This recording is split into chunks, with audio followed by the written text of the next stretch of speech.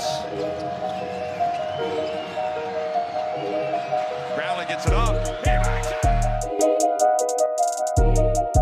Mga ka-sports, kung akala nyong simple lang ang laban ng Gilas Pilipinas kontra Kingdom of Saudi Arabia, nagkakamali kayo. Umabot pa sa overtime ang laban na to, clutch moments, takeover performances, at puso hanggang dulo ang ipinakita ng ating mga pambato. At sa huli, si Justin Brownlee at Kevin Kiambao ang naging susi sa panalo ng Gilas. Kung trip mo po ang ganitong content, paiwan ng follow at pa-subscribe na din. Tara, balikan natin ang buong bakbakan. Napakainit agad ang simula ng Saudi Arabia, parang hindi natin inaasahan. Pero agad silang bumira ng sunod-sunod na puntos mula sa labas. Pero syempre hindi nagpatalo ang Gilas, especially si KQ or Kevin Kiambao na napakaagang nagparamdam sa loob at labas ng paint. Kasama nga si Dwight Ramos, pasok din ang jumper. Napakadikit ng score, haramdam agad ang tensyon. Pagpasok ng second quarter, si JB na ang bumida. Dalawang sunod na tres at isang one play ang pinakawala ng ating naturalized star. Pero bawat atake natin, sinagot ng Saudi Arabia. Hindi natin basta-basta matakasan ang kanilang zone defense at mabilis na transition offense.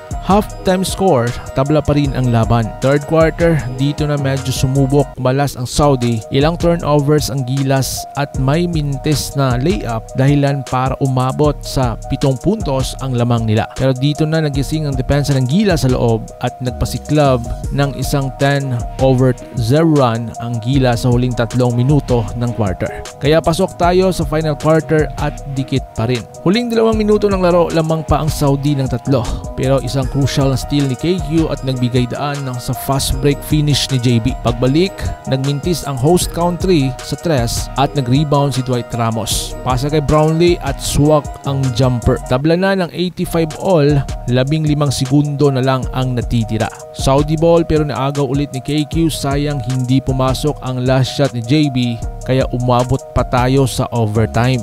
Sa overtime, ibang klase na ang Gilas Pilipinas. Si Kevin Kiambao, halos lahat ng possession ay may ambag. Post-up score, assist na 3 ni Brownlee at crucial block sa kabilang dulo. Si JB naman steady sa mid-range at nakakuha pa ng 2 free throws para palakihin ang lamang sa 4. Sa huling minuto, nagtry pang Saudi na humabol pero sealed na ang panalo nang maipasok ni JB ang dagger jumper mula sa corner. Final score ng Gilas Pilipinas, panalo kontra Saudi Arabia sa isang overtime thriller. Kung puso at determinasyon ang labanan, walang tatalo sa Pinoy. Si JB ang clutch finisher, si KQ or Kevin Kiambao ang energizer at leader sa overtime. At buong Gilas ay nagpakita ng laban hanggang sa huli. Kayo mga ka-sports, anong masasabi nyo sa performance ng Gilas? I-comment nyo sa baba at huwag kalimutang mag-like at mag-subscribe para sa mas marami pang Gilas updates. So atin mo nang tignan ang mga iilang highlights ng laro at ingat po kayo.